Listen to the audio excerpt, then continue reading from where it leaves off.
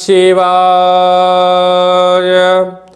ఓం నమో నారాయణాయ.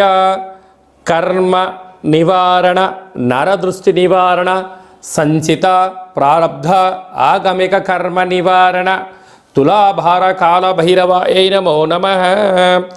ఓం దిగంబరాయ విద్మహే గజవాహనాయ ధీమహి తన్నో కపాలకాల భైరవ ప్రచోదయాత్. ఓం ఇంద్రాణీ శక్తి దేవ్యై నమోస్తుతే. హరి ఓం. మా ఛానల్కి స్వాగతం.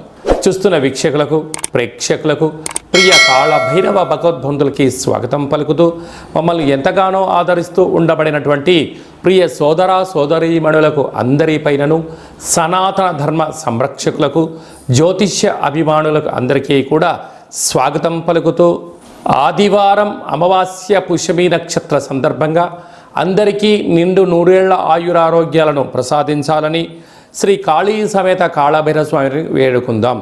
అందులో ఈసారి ఆదివారం అమావాస్య పుష్యమి నక్షత్ర సందర్భంగా రవి పుష్యార్క యోగం అందరికీ కలగాలని, అందరికీ మనతో రాబోయేటువంటి భవిష్యత్తులో ఉండబడినటువంటి 7 తరాల వారికి అద్భుత ధన రాజకీయ యోగ సకల ఐశ్వర్యం ఆనందాన్ని ఆ బుధాదిత్య రాజయోగ కారణము, రవిపుషార్క యోగ కారణము, ఆదివారం అమావాస్య కారణం చేత అందరికీ ప్రసాదించాలని కోరుకుందాం. 1/8/2024 నుండి 15/8/2024 వరకు పుట్టినటువంటి వారందరికీ కూడా ముందస్తుగా జన్మదిన శుభాకాంక్షలు. గతంలో వివాహం చేసుకున్న వారికి వివాహ వార్షికోత్సవ శుభాకాంక్షలు. ద్వాదశ రాశుల్లో గ్రహ గమనాన్ని ఒకసారి వీక్షింపచేద్దాం. వృషభ రాశిలో కుజుడు మరియు దేవగురు బృహస్పతి సంచార స్థితి, కర్కాటక రాశిలో రవి సంచార స్థితి, సింహరాశిలో బుధ శుక్ర సంచార స్థితి, కన్యరాశిలో కేతు భగవానుడు సంచార స్థితి, కుంభరాశిలో శని భగవానుడు వక్రగమన సంచార స్థితి, మీనరాశిలో రాహు సంచార స్థితితో ద్వాదశ రాశుల్లో గ్రహ గమనాలు ఈ విధంగా ఉన్నాయి. మిథున రాశి వారు ఈ ఆదివారం అమావాస్య పుష్యమి నక్షత్ర సందర్భంగా, కాళ అమావాస్య కాళాష్టమి సందర్భంగా ఎలాంటి విధి విధానాలు పాటించడం వలన జాతకంలో గ్రహయోగం కలిగి మీరు అపార కుబేర సంపన్నులు అవుతారో ఈ వీడియోలో తెలుసుకుందాం. మిథున రాశిలో ఏ నక్షత్రాలు వస్తాయి అనగా మృగశిర నక్షత్రంలోని 3వ పాదం, 4వ పాదం, ఆరుద్ర నక్షత్రంలోని 4 పాదాలు, పునర్వసు నక్షత్రంలోని 1, 2, 3 పాదంలో కలిపితే మిథున రాశి అవ్వడం జరుగుతుంటుంది. చాలామందికి పుట్టినటువంటి కాల సమయంలో డేటా బర్త్లు లేనటువంటి కారణం వలన పేరు యొక్క మొదటి అక్షరాన్ని అనుసరిస్తూ ఆ రాశిని తెలుసుకునే ప్రయత్నం చేద్దాం. కా, కీ, కు, ఖం, అజ్ఞ, ఛ, కే, కో, హ అక్షరాల వారందరూ కూడా మిథున రాశి జాతకులే. మిథున రాశి యొక్క అధిపతి బుధుడు. అలాగనే వీరికి ధనావాకు కుటుంబ స్థానంలో రవి సంచారం చేయడం వల్ల, ఆ రవి భగవానుడు కర్కాటక రాశిలో జలరాశిలో ఉండడం వలన వీరికి పట్టిందల్లా బంగారం అవడం, గళగల పారుతున్న గోదావరి నదిలాగా మీరు చేస్తున్న కష్టానికి శ్రమకు తగిన ఫలితము ధనం రాబోతుంది. కనుక దీపం ఉండగానే ఇల్లు చక్కబెట్టుకోవాలని పెద్దవాళ్ళు ఎలా చెప్తుంటారో సమయం, ధనం, ఆరోగ్యాన్ని కాపాడుకునే ప్రయత్నం చేయండి. అంతా విజయము మిథున రాశి వారి సొంతం అని చెప్పి గమనించాలి. తృతీయంలో బుధ శుక్ర సంచార స్థితి, తల్లిదండ్రుల నుంచి, అన్నదమ్ముల నుంచి, అక్కాచెల నుంచి మీకు రావాల్సినటువంటి తరతరాల నుంచి వచ్చే ఆస్తి మీ సొంతం కాబోతుందని చెప్పి గమనించాలి. అర్ధాష్టమ కేతు, చిన్న చిన్న విషయాలకు ఆందోళన తగదు. రహస్యమైనటువంటి ధనపరమైనటువంటి వ్యాపార కార్యక్రమాలకు కానీ, ఫోన్ లావాదేవీలు కానీ, ఓటీపీలు కానీ ఎంతో భద్రపరచుకోవాలని చెప్పి జ్యోతిర్విజ్ఞానం తెలియచేస్తుంది. వ్యయంలో కుజుడు గురు సంచార స్థితి ఉండడం వలన, కుజదోష ప్రభావం కారణం వలన, అలాగనే మీ జన్మ నక్షత్రం రోజున అమావాస్య రోజున వాగ్వివాదాలకు దూరంగా ఉండండి. అదియే కాకుండా నదీ ప్రయాణాలకు దూరంగా ఉండండి. దూర ప్రయాణాలు చేయొద్దు. వీలైనంత వరకు మౌనం, ధ్యానం, ఆధ్యాత్మికత మంచిది. తెల్ల జిల్లేడు వృక్షం దగ్గర దీపము, తెల్ల జిల్లేడు యొక్క వేరును తీసుకొచ్చి ఇంట్లో పెట్టుకోవడం వలన అద్భుతమైనటువంటి మీతో పాటి రాబోయే తరాల వారందరికీ కూడా యోగం, ఆనంద సిద్ధిని, ఐశ్వర్య సిద్ధిని, అక్షయ సిద్ధిని, ధనపరమైనటువంటి యోగం మీరు అందిస్తారని చెప్పి గమనించాలి. కనుక రుణ సమస్యలకు రోగ సమస్యలకు దూరంగా ఉంటూ మౌనంగా ఉంటూ ధ్యానం, ధర్మం, పక్షులకు ఆహారం, కాకులకు ఆహారం, కుక్కలకు ఆహారాన్ని ఏర్పాటు చేయగలిగినట్లయితే కాళభైరవ స్వామికి స్మరణ, ధ్యానము, పూజ చేసుకోవడం వలన మిథున రాశి వారికి అదృష్టం, ఐశ్వర్యం వారి సొంతం కాబోతుంది. అలాగే స్వయం వృత్తులు, సేవా రంగాలు, హోటల్ వ్యాపారాలు, సాఫ్ట్వేర్ ఉద్యోగస్తులు, హార్డ్వేర్ ఉద్యోగస్తులు, వ్యవసాయ సోదరీమణులకు, రియల్ ఎస్టేట్ రంగంలో ఉండవలసిన వారందరికీ కూడా ఇది చాలా మంచి కాలము అని చెప్పి గమనించాలి. ముఖ్యమైనటువంటి పండగల గురించి క్లుప్తంగా సవివరంగా సంపూర్ణంగా తెలుసుకుందాం. 4వ తారీఖు 8వ నెల 2024 సంవత్సరంలో ఆషాఢమాస బహుళపక్ష ఆదివారము అమావాస్య పుష్యమీ నక్షత్ర సందర్భంగా చాలా మహోన్నతమైన పర్వకాలం అని చెప్పి గమనించాలి. ఆదివారం అమావాస్య వస్తేనే అందరికీ పెద్ద పండగ. అందులో పుష్యమీ నక్షత్రంతో కూడుకున్నటువంటి అమావాస్య కావడం వలన మనకు బహిర్ ప్రాంతాలలో వ్యవసాయ క్షేత్రాల్లో తెల్ల జిల్లేడు వృక్ష ఉండడం జరుగుతూ ఉంటుంది. ఏపుగా పెరిగినటువంటి వృక్ష దేవత కింద శ్వేతార్క వరసిద్ధి మహాగణపతి స్వామివారు వృక్ష రూపంలో ఉండడం జరుగుతుంటుంది. ఆ గణపతి స్వామివారిని తెచ్చుకొని గృహంలో ఉంచుకున్నట్లయితే మనకు భావి తరాలకు 7 తరాల వారికి అద్భుతమైన ఆనంద యోగం, అమృత యోగం, ధనయోగం, రాజకీయ యోగం కలుగుతుందని చెప్పి గమనించాలి.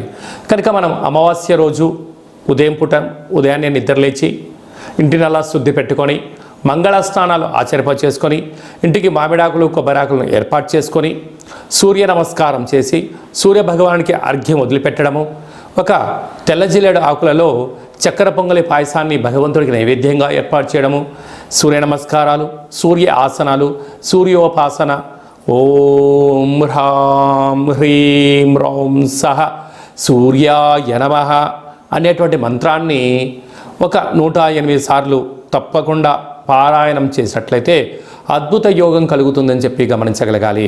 అలాగనే మధ్యాహ్నం పూట గతించినటువంటి పెద్దవారి పేరు పైన నువ్వులు, దర్భలు, నీళ్ళను వదిలిపెట్టడం, పక్షిరాజు వారైనటువంటి కాకిరాజు వారికి ఆహారాన్ని ఏర్పాటు చేయడం, గతించిన వారి పేరు పైన సునకపు మహారాజులకు ఆహారం ఏర్పాటు చేయడం, దేవాలయాల్లో బ్రాహ్మణుడికి స్వయంపాక దానాన్ని ఏర్పాటు చేయడం వలన గతించినటువంటి వారి యొక్క పితృదేవతల యొక్క ఆశీస్సులు ఉంటాయని చెప్పి గమనించాలి.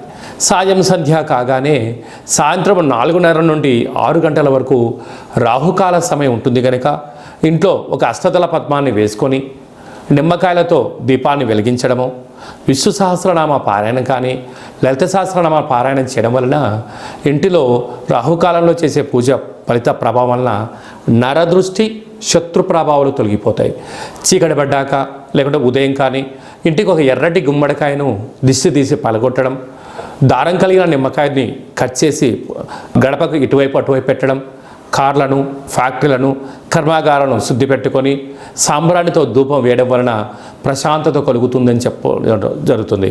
మిగతా రోజుల్లో 1000 జపం చేస్తే ఎంతటి ఫలితం వస్తుందో ఆ రోజు ఒక్క నామాన్ని స్మరించిన కాళభైరవ అన్న, కాళికామాత అన్న, వెంకటేశ్వర అన్న, ఓం నమశివాయ అన్న అద్భుతమైన ఫలితం కలుగుతుంది అని చెప్పి గమనించాలి.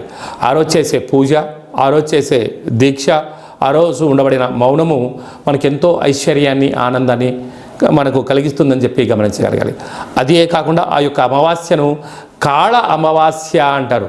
అంటే కాళిదాసు లాంటి వాళ్ళు, బట్టి విక్రమార్కుడు లాంటి వాళ్ళు, శివాజీ చక్రవర్తులు లాంటి వారందరూ కూడా ఇలాంటి రోజులలోనే సాధన చేసి కాళ స్వరూపమైనటువంటి కాళికామాతను, కాళభైరవ స్వామిని ప్రసన్నం చేసుకున్నారని చెప్పి గమనించాలి.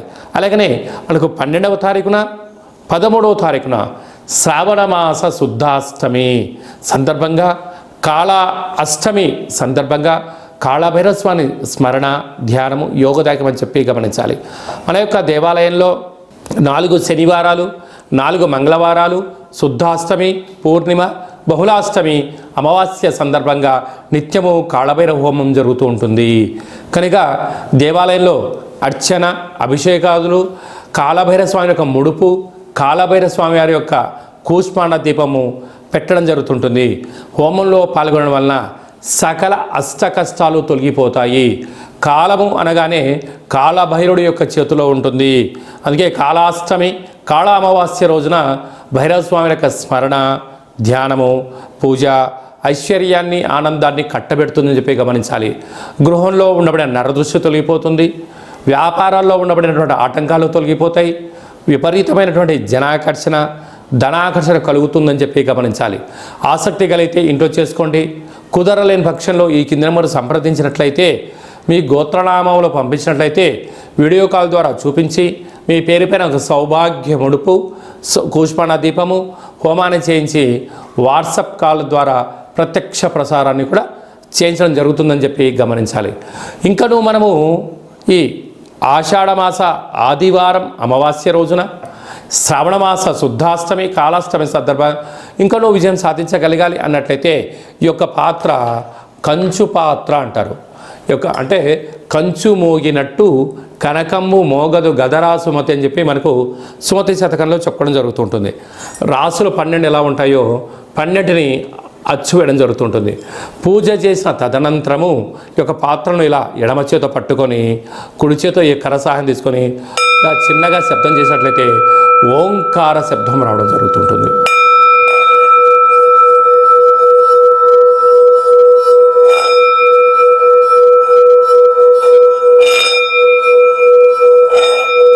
ఈ ఒక ఓంకార శబ్దం ధ్వని వలన మానవుని యొక్క శరీరంలో చక్రాలు వికసింపచేయడం, ఇంట్లో ఉండబడినటువంటి దరిద్ర దేవత బయటికి వెళ్ళడం, గ్రామంలో సంచరించేటువంటి మహాలక్ష్మి దేవత గళ్ళు గళ్ళు అంటూ మన ఇంటికి రావడం, మన ఇంట్లో అమ్మవారు కూర్చోవడం వలన సకల ఐశ్వర్యానికి, సకల ఆనందానికి అపార కుబేర సంపన్నులు అవుతారని చెప్పి గమనించాలి.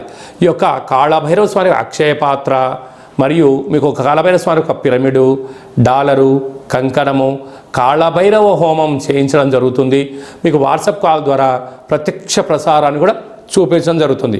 ఆసక్తి గలవారు ఈ కింద నెంబర్ సంప్రదించి ఆ అక్షయ పాత్రను ఇంట్లో ఉంచుకోవడం వలన అద్భుతమైన ఆనందం, ఆరోగ్యం మీ సొంతం అవుతుందని చెప్పి గమనించాలి. అలాగనే మీ వ్యక్తిగత జాతకం తెలుసుకోవాలనుకుంటున్నారా? మీ పుట్టినటువంటి కాల సమయంలో మీకు తల్లిదండ్రులు పెట్టిన పేరు, డేటు, నెల, సంవత్సరం, సమయం వ్రాసి పంపించినట్లయితే 100 సంవత్సరాల జాతకాన్ని వ్రాసి సవివరంగా పంపించడం జరుగుతుంది. మీరు పుట్టినప్పుడు గ్రహ గమనాలు ఎలా ఉన్నాయి, ప్రస్తుతం ఎలా ఉంటున్నాయి, రాబోయే కాలంలో ఎలా ఉండబోతున్నాయో సవివరంగా సంపూర్ణంగా తెలియజేయడం జరుగుతుంటుంది. అలాగనే చాలామందికి పుట్టినటువంటి కాల సమయంలో డేటా బర్త్లు లేనటువంటి వారందరికీ మీ పేరు యొక్క మొదటి అక్షరాన్ని అనుసరిస్తూ రాసి తెలియచేస్తూ ప్రస్తుత కాలమాన ప్రకారంగా గ్రహ గమనాలు ఎలా ఉన్నాయి, భవిష్యత్తులో ఎలా ఉండబోతున్నాయో అనేటువంటి విషయాన్ని తెలియచేస్తూ రమణ శాస్త్రం ద్వారా అనగా గవ్వల ద్వారా భూత, భవిష్యత్, వర్తమానాన్ని తెలియజేయడం జరుగుతుంది గవ్వల ద్వారా. కనుక డేటా బర్త్లు లేనటువంటి వారికి గవ్వల ద్వారా జ్యోతిష్యాన్ని చెప్పడం జరుగుతుంది. కనుక మన వ్యక్తిగత జాతకాన్ని తెలుసుకుందాం, గ్రహాలలో ఉండబడిన దోషాలను తెలుసుకుందాం, తినేటువంటి ఆహారాల్లో, వేసుకునే వస్త్రాల్లో, చేసే పనుల్లో స్వల్పమైన మార్పులు చేసుకుందాం. అద్భుతమైన, ఆనందకరమైన, ఆరోగ్యకరమైన, కుబేర సంపన్నమైన జీవితానికి స్వాగతం పలుకుతాం. కనుక ఆసక్తి గలవారు ఈ కింద సంప్రదించి అపాయింట్మెంట్ తీసుకొని సంప్రదించగలరు. అలాగనే మీ అబ్బాయికి కానీ అమ్మాయికి కానీ ఎంత ప్రయత్నం చేసినా వివాహం అవ్వడం లేదా? ఎందుకు వివాహం అవ్వడం లేదు? జాతకంలో ఎలాంటి దోషాలు ఉన్నాయి, వివాహం ఎప్పుడవుతుంది, ఎలాంటి అబ్బాయితో అమ్మాయితో కలపడం వలన వీరి యొక్క గణగుణాలు బాగుంటాయో తెలుసుకోవడం జరుగుతుంటుంది. కనుక జాతకాన్ని తెలుసుకుందాం, మంచి వివాహ సంబంధం తెచ్చుకుందాం, భావితరాల్లో మంచి ఆనందకరం జీవితం పొందుదాం. కనుక వచ్చేటువంటి జాతకాన్ని వధూవరుల యొక్క పాదాలు, గుణాలు, సంతాన యోగము, అలాగే విదేశీయాన యోగము, ఎలాంటి యోగాలు ఉన్నాయో కూడా తెలుసుకుందాం. అలాగే మీ అబ్బాయి కానీ అమ్మాయికి కానీ చిన్నపిల్లలు పుట్టినట్లయితే ఏ మాసంలో పుట్టితే ఎలాంటి పేర్లు పెట్టుకోవాలి, నక్షత్రంలో ఉన్న విశిష్టత ఎంతో కూడా తెలియజేయడం జరుగుతుంటుంది. ఈ యొక్క మాసంలో పుట్టినట్టు రోజు వారందరికీ కూడా, అలాగే వివాహ వార్షికోత్సవం చేసుకుంటున్న వారందరికీ కూడా మన యొక్క దేవాలయంలో ప్రత్యేకంగా కాళభైరవ హోమం చేయించడం జరుగుతుంటుంది. అలాగనే ప్రసాదం కూడా పంపించడం జరుగుతుంది. మనమందరము కూడా కలియుగ కాలంలో కాళభైరవ స్వామికి స్మరణ చేద్దాం, కష్టాలకు స్వస్తి పలుకుదాం, ఐశ్వర్యానికి స్వాగతం పలుకుతాం. అందరికీ ఆదివారం అమావాస్య పుష్యమీ నక్షత్ర సందర్భంగా ఆశీస్సులు కోరుకుంటూ ఆశీర్వచనం. ఓం కాళకాలాయ విద్మహే కాళాతీతాయ ధీమహి తన్నో కాళభైరవ ప్రచోదయాత్. శతమానం భవతి శతాయు పురుష సతేంద్రియ ఆయుష్యేవేంద్రియే ప్రతిష్టతి ధనం ధాన్యం బహుపుత్రలాభం శత సంవత్సరం దీర్ఘమాయు సర్వే జనా సుఖినో భవంతు లోకా సమస్తా సుఖినో భవంతు సర్వం కాళభైరవ దేవతార్పణమస్తు. ఈ వీడియో మీకు నచ్చినట్టయితే లైక్ చేయండి, షేర్ చేయండి, మా ఛానల్ని సబ్స్క్రైబ్ చేసుకోండి. అందరికన్నా ముందుగా మీ యొక్క వ్యక్తిగత జాతకం తెలుసుకోవాలనుకుంటున్నారా? అందరికన్నా అదృష్టాన్ని ఐశ్వర్యాన్ని తెచ్చేటువంటి విషయాలు తెలుసుకోవాలనుకుంటున్నారా అన్నట్లయితే గంట సింబల్ ప్రెస్ చేయండి, ఆల్ అనే బటన్ తెలియచేసి మీరు ఎవరి క్షేమాన్ని కోరుకుంటున్నారో, మీ క్షేమాన్ని ఎవరైతే కోరుకుంటున్నారో ఈ ఆధ్యాత్మికమైన సమాచారాన్ని చేరవేసి భగవంతుడి యొక్క ఆశీస్సులు పొందగలరు.